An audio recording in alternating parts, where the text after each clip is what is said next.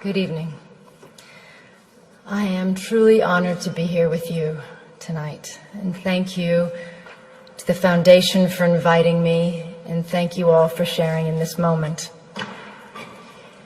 We are here in the memory of Sergio Vieira de Mello and the 21 other men and women, most of them UN workers, who died with him in the bombing of the UN headquarters in Baghdad, August 2003. We remember all those who died to acknowledge each valuable life cut short and the families who share, even today, in their sacrifice. We also remember them for the power of the example they set. Brave individuals from 11 different countries working to help the Iraqi people at the direction of the United Nations Security Council and on behalf of all of us. This is sometimes forgotten, that in serving under the UN flag, they died in our names, as our representatives. And at their head, Sergio was a man of extraordinary grace and ability, as many who knew him will testify. A man who gave 30 years to the United Nations, rising from a field officer to High Commissioner for Human Rights and Special Representative to Iraq. From Bangladesh to Bosnia to South Sudan to East Timor, he spent the majority of his career in the field, working alongside people forced from their homes by war and assisting them with his skill as a diplomat and a negotiator.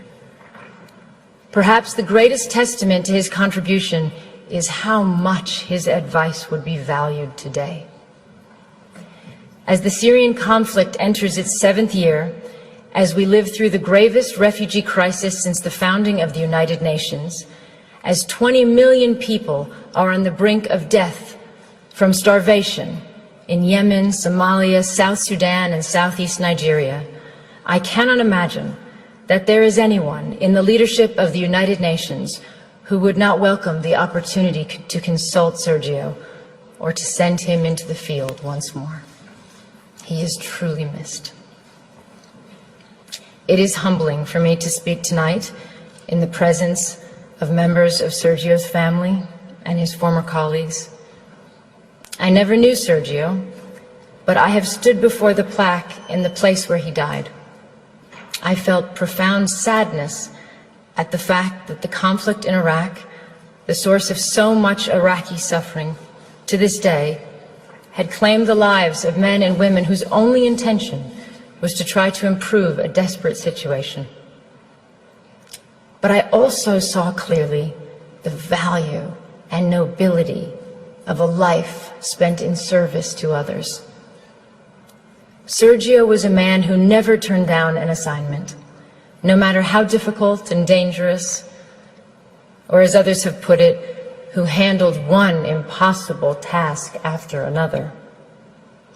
He was a man, to borrow the words of Thomas Paine, whose country was the world, whose religion was to do good. He will always remain a hero and inspiration to all who follow in his footsteps. The UN's work did not end there, in the rubble of Canal House 14 years ago. Hundreds of UN staff have served and continue to serve in Iraq, as they do from Afghanistan to Somalia, because the task of building peace and security can never be abandoned, no matter how bleak the situation. My thoughts on Sergio's life and legacy derive from my 16 years with UNHCR, the agency he spent so much of his career serving and representing. But I also speak as a citizen from my country, the United States. I believe all of us who work with the UN preserve this duality. The United Nations is not a country. It is a place where we come together as nations and people to try to resolve our differences and to unite in common action. As a citizen, I find myself looking out on a global environment that seems more troubling and uncertain than any time in my lifetime, and I imagine many of you feel the same. We are grappling with a level of conflict and insecurity that seems to exceed our will and capabilities, with more refugees than ever before, with new wars erupting on top of existing conflicts, some already lasting decades. We see a rising tide of nationalism, masquerading as patriotism, and the reemergence of policies encouraging fear and hatred of others. We see some politicians elected partly on the basis of dismissing international institutions and agreements, as if our countries have not benefited from cooperation but actually been harmed by it. We hear some leaders talking as if some of our proudest achievements are in fact our biggest liabilities, whether it is the tradition of successfully integrating refugees into our societies or the institutions and treaties we have built rooted in law and human rights. We see nations that played a role, a proud role, in the founding of the International Criminal Court, withdrawing from it on the one hand, and on the other, we see arrest warrants for alleged war crimes issued but not implemented, and other crimes ignored altogether. We see a country like South Sudan, ushered by the international community into independence and then largely abandoned, not by the UN agencies and NGOs, but effectively abandoned without the massive support they need to make a success of sovereignty. And we see resolutions and laws on the protection of civilians and the use of chemical weapons, for instance, flouted repeatedly, and in some cases under the cover of Security Council vetoes, as in Syria. Many of these things are not new, but taken together and in the absence of strong international leadership, they are deeply worrying. When we consider this, all of this and more, as citizens, what is our answer? Do we, as some would encourage us to think, turn our backs on the world and hope that the storm will pass?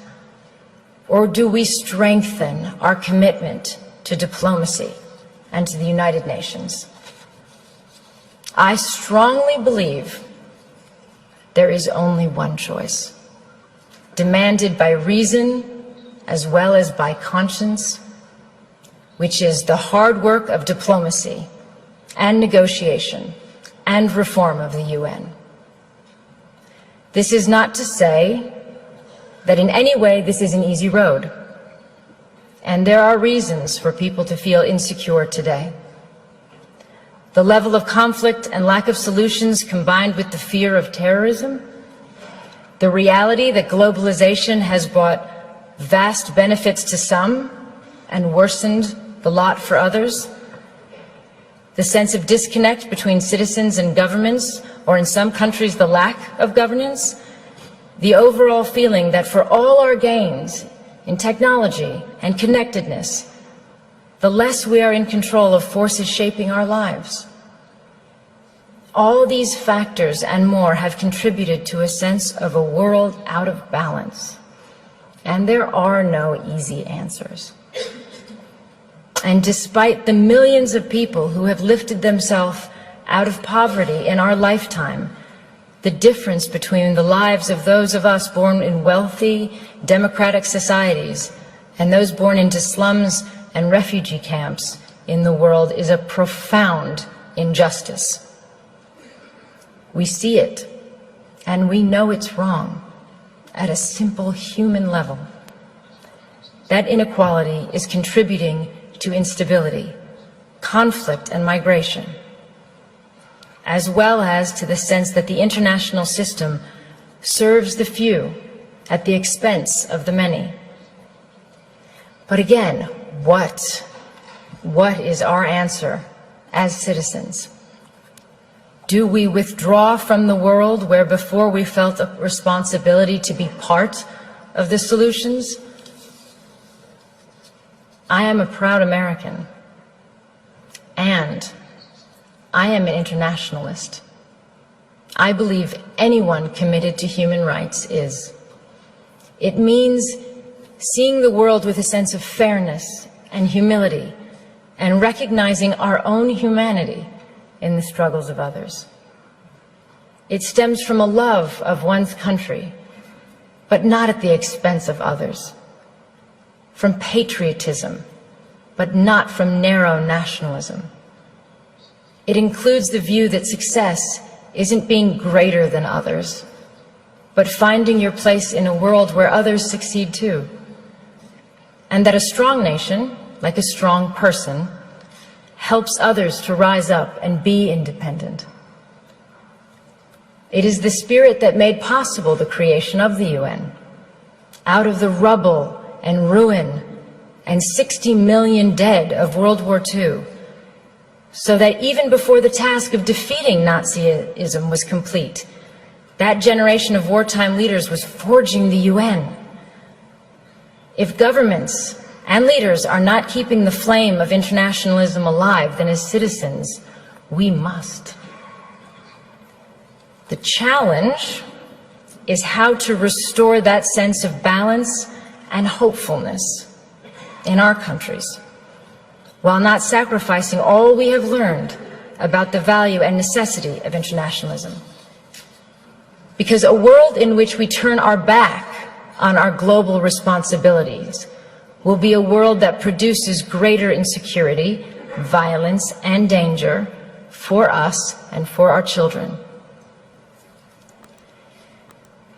This is not a clash between idealism and realism. It is the recognition that there is no shortcut to peace and security, no substitute for the long, painstaking effort to end conflicts, expand human rights, and strengthen the rule of law. We have to challenge the idea that the strongest leaders are those willing to dismiss human rights on the grounds of national interests. The strongest leaders are those who are capable of doing both. Having strong values and the will to act upon them doesn't weaken our borders or our militaries. It is their essential foundation.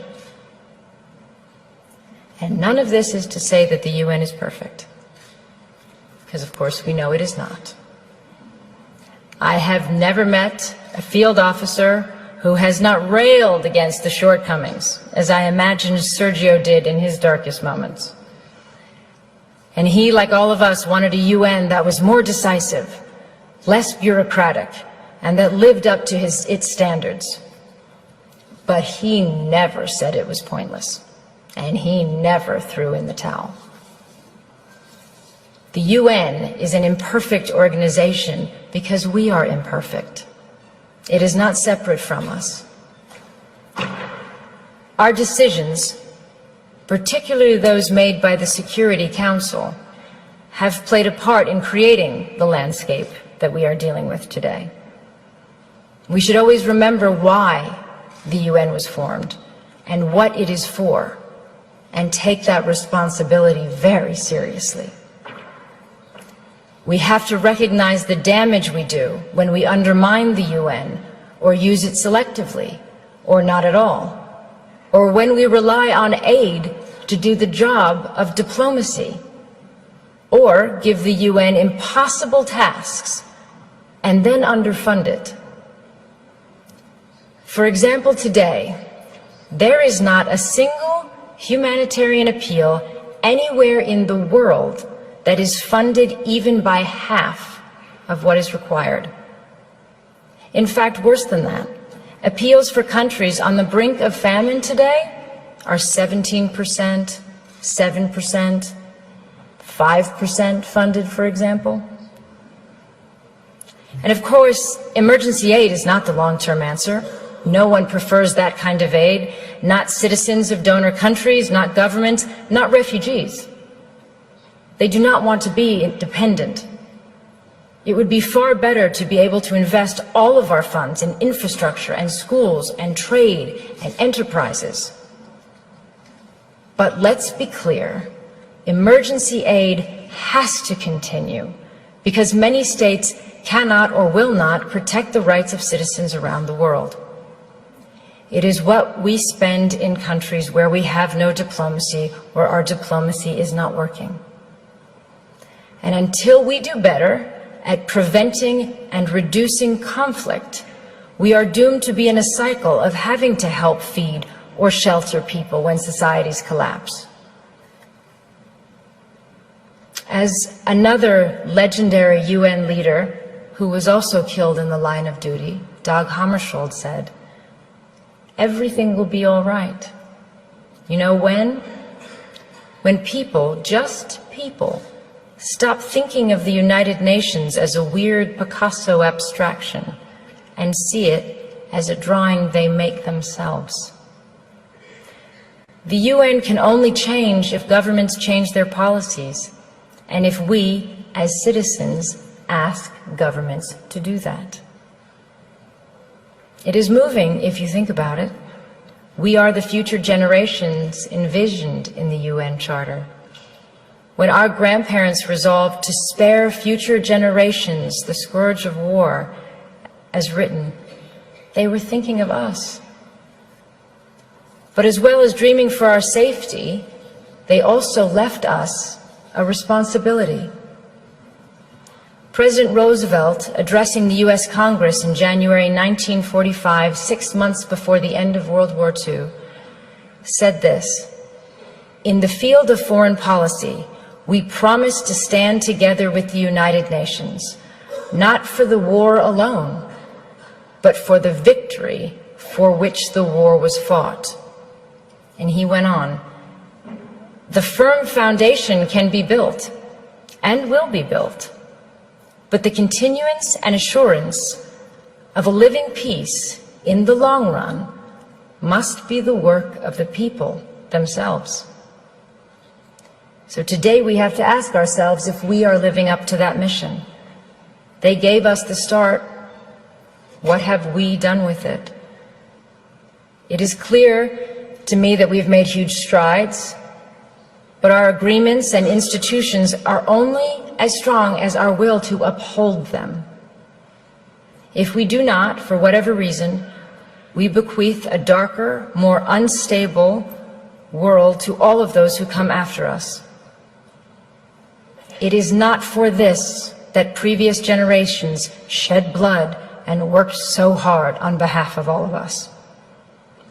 The memory of those who came before us holds us true to our ideals, resting unchanged in time. They remind us who we are and what we stand for. They give us hope to stay in the fight, as Sergio did until his last breath. 14 years since his death, there is a stronger need than ever before for us to stay true to the ideals and purposes of the United Nations. That is what I hope his memory holds for us today. We cannot all be Sergios, but I hope all of us can determine that we shall be a generation that renews its commitment to unite our strength to maintain international peace and security, and to promote social progress and better standards of life and larger freedom.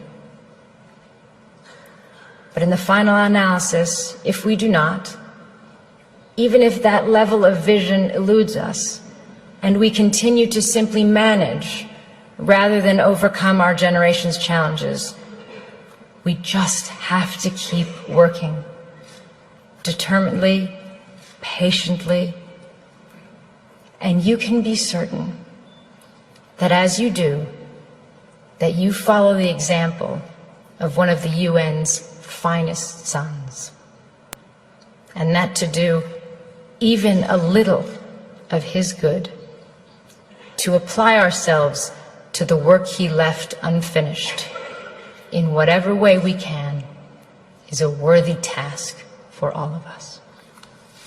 Thank you.